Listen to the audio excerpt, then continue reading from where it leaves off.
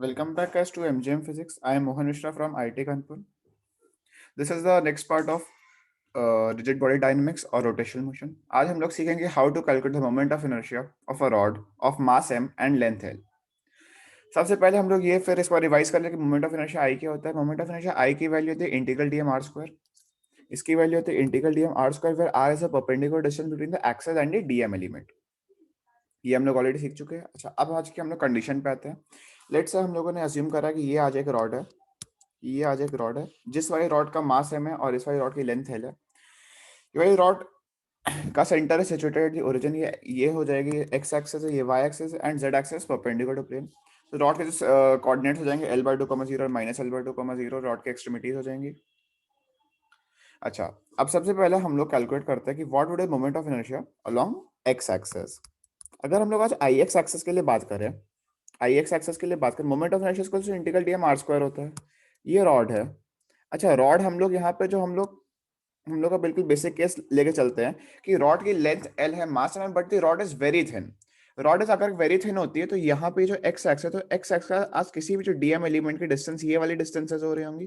और since the rod is very thin तो यहाँ पे ये जो डिस्टेंस आर हो रही है, ये वाली सारी सारी distance R would be tending to zero. या फिर हम लोग कह सकते हैं ये वाली इनकी एग्जैक्ट वैल्यू जीरो, क्योंकि हम लोग अज्यूम करके चलते हैं कि क्वेश्चन में कि रॉड इज वेरी थिन. तो अगर आर की वैल्यू डायरेक्टली जीरो हो जाएगी, देयरफॉर मोमेंट ऑफ इनर्शिया की वैल्यू डायरेक्ट जीरो हो जाएगी. Therefore, moment of inertia of this rod along the I x axis की वैल्यू डायरेक्टली जीरो हम लोग कह सकते हैं. ठीक है. अच्छा, अब हम लोग का अगला टास्क आता है to calculate moment of inertia along the y axis and along the z axis.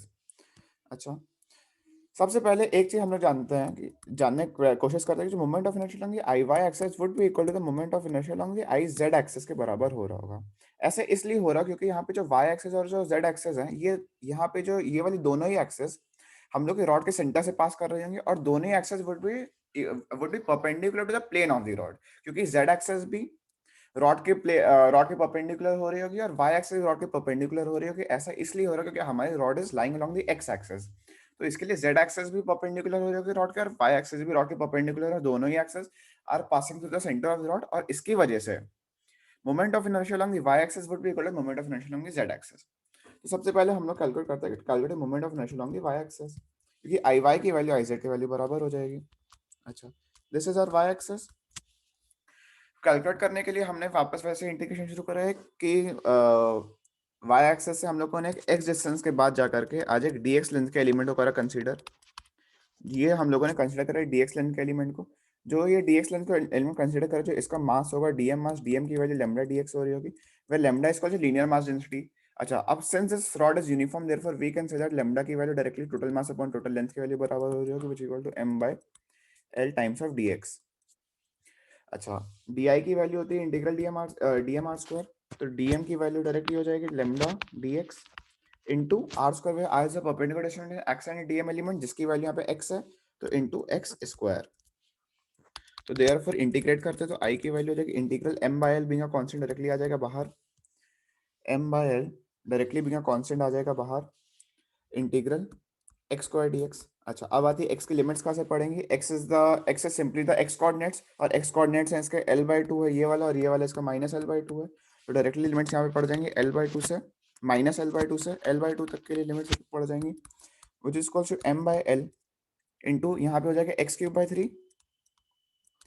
X cube by three limits would be from minus L by two to L by to.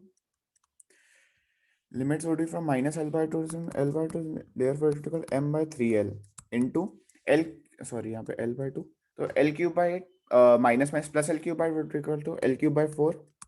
L से L cancel हो जाएगा, therefore directly इसकी value आ जाएगी आज ml square by 12 की value बराबर ml square by 12 के value बराबर आ जाएगी. therefore तो ये वाली चीज़ हम लोग डायरेक्टली लर्न भी कर सकते हैं और derivation is also important for JEE advance कि आई वाई की वैल्यू would be equal to I Z की वैल्यू बराबर होगी, जिसकी वैल्यू हो जाएगी एम एल स्क्वायर बाई 12, जिसकी वैल्यू हो जाएगी एम एल स्क्वायर बाई 12 और आई एक्स की वैल्यू जीरो हो जाएगी. ये कब है, ये तब है अगर मान लीजिए एक ये रॉड है, ये वाली rod is lying along the X axes और जो रॉड का सेंटर है, रॉड का सेंटर ये वाली अगर ये वाली rod is lying along the X axes, तो उस वाले केस में आई वाई की value M L square by 12 हो जाएगी, आई वाई और आई जेड के लिए एम एल स्क्वायर बाई 12 हो जाएगा और आई एक्स की वैल्यू शून्य हो जाएगी और आई एक्स की वैल्यू जीरो हो जाएगी. अच्छा, अब इसका एक और हम लोग एक अगला केस भी देख लेते हैं कि अब हमें क्या करना है। Now we have to calculate the moment of inertia of this rod. Oh sorry sorry sorry,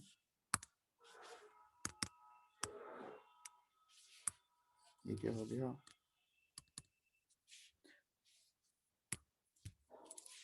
अब हमें कैलकुलेट करना है कि ये रॉड है, वही सेम टू सेम केस है, बस अब हमें यहाँ पे ये रॉड का सेंटर है, लेकिन अब हमें कैलकुलेट करना है moment of inertia along an axis. Let's say this axis is I1, ये वाली axis passing through one of the extremities of the rod, या फिर कहते हैं through one of the end points of the rod. तो हमें बताना है moment of inertia of this rod, which rod is perpendicular to the plane of the rod, which rod is perpendicular to the plane of the rod and is passing through one of the end points of the rod, कि इस वाले point से पास करे through one of the extremities।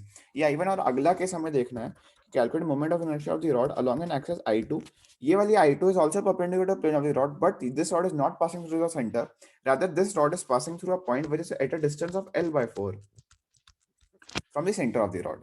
तो सबसे पहले I1 के लिए करते हैं, सबसे पहले I1 के लिए करते हैं। अच्छा, हम लोगों ने अपने प्रीवियस क्लासेस में एक चीज, एक फॉर्मूला देखा था, जिसकी जो फॉर्मूला होता था समथिंग लाइक IC की वैल्यू होती थी ICM parallel plus MD square की वैल्यू बराबर होती थी, where D is a perpendicular distance between both the axis, between the IC axis and between the ICM parallel axis। M is the mass of the rod and ICM parallel is the axis which is passing through the center of mass of the rod and is parallel to the IC axis। यहाँ पे इस वाले case में IC is I1 is equals to ICM parallel। ICM parallel एक वो access होगी जो कि पास कर रही होगी centre of mass and would be parallel to the I1 axes. ये I1 एक्सेस है और an axis passing through center of mass of this axis यानी ये, तो ये वाली एक्सेस हो जाएगी जो कि ICM पैरेलल होगी, और ये वाली एक्सेस सिंपली IY या फिर IZ जो बोलना बोलो, जिसकी वैल्यू वी नो दैट इसकी वैल्यू तो ml²/12 की वैल्यू बराबर होती है। तो डायरेक्टली वी कैन राइट कि I1, तो डायरेक्टली वी कैन राइट कि I1 is equals to ICM parallel which equals to ml²/12 plus MD square plus M into distance D, into distance D, और distance D की value यहाँ पे क्या है, ये L/2 डिस्टेंस है, L/2 डिस्टेंस है इंटू ml²/4। तो यहाँ पे हो जाएगा डायरेक्टली 12 134, तो 4/12 का जो 1/3, तो इसकी वैल्यू डायरेक्टली आ जाएगी ml²/3। ये वाला रिजल्ट काफी ज्यादा काम आता है, इसलिए हम लोग को इसको याद तो रखना ही चाहिए, बट डेरिवेशन ऑल्सो इंपॉर्टेंट, लेकिन ये रिजल्ट बहुत ज्यादा काम आता है बहुत सारे क्वेश्चंस में। तो I1 की डायरेक्टली वैल्यू बढ़ी ml²/3, तो आप ये वाली ये ले लो या फिर ये ले लो, इन दोनों ही एक्सेस के अलॉन्ग जो मोमेंट ऑफ इनर्शिया की वैल्यू होगी it would be equal to ml²/3। अच्छा, ये तो हो गया इसका। अब आते हैं I2 के लिए, अब आते हैं I2 केस के लिए।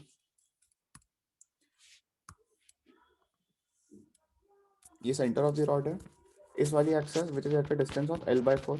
नेचुरली ये वाली रॉड अगर यहाँ से L/4 है तो यहाँ से भी आ जाएगी L/4 डिस्टेंस पे ही हो रही होगी। This axes was I2 axes. I2 axes के लिए ICM parallel plus MD square, ICM parallel would again be equal to ml²/12 because why same passing the center of mass and parallel to the is called ml²/12 plus MD square, M into perpendicular distance between the I2 axis and between the ICM parallel axis which is equal to which is equals to L/4 है, तो it would equal to MD square, so ml²/16, 16 तो LCM would be 48, 4 3 7 is equal to 7/48, 7 ml²/48। Directly we can say कि तो इसकी value 7/48 ml² की value बराबर आ जाती है। तो ये भी डायरेक्टली याद रख सकते हैं I2 और डेरिवेशन, और आगे आगे ऐसे सारे हम लोग, आप कोई भी पॉइंट कोई बोल दिया L/16 L/16 L/8, तो सारे के सारे हम लोग डायरेक्टली यूज कर देंगे कि IC is equal to ICM parallel plus MD square वाले फॉर्मूले से हम लोग सारे के सारे रिजल्ट को डायरेक्टली निकाल सकते हैं। तो आज की क्लास के लिए इतना ही। अब जो अगली क्लास में हम लोग ये सीखेंगे कि how to calculate the moment of inertia about an axes जो कि एक थीटा एंगल पे इंक्लाइंड होगी, जो कि आज एक थीटा एंगल पे इंक्लाइंड होगी और वो भी passing through one of the end points of this rod, और आज एक थीटा एंगल पे इंक्लाइंड होगी फ्रॉम दिस रॉड, और आज एक थीटा एंगल पे इंक्लाइंड होगी फ्रॉम दिस रॉड। तो इसका हम लोग सीखेंगे, इसका फॉर्मूला वैसे बता देते हैं क्या है। इसका फॉर्मूला था ml²/3 साइन स्क्वायर थीटा के वैल्यू बराबर आती है, लेकिन इसका डेरिवेशन काफी ज्यादा इंपॉर्टेंट हो जाता है जेईई एडवांस के लिए, तो इसको हम लोग अगली क्लास के सीखेंगे। So thank you for watching this class and keep practising. Thank you, फिर मिलेंगे।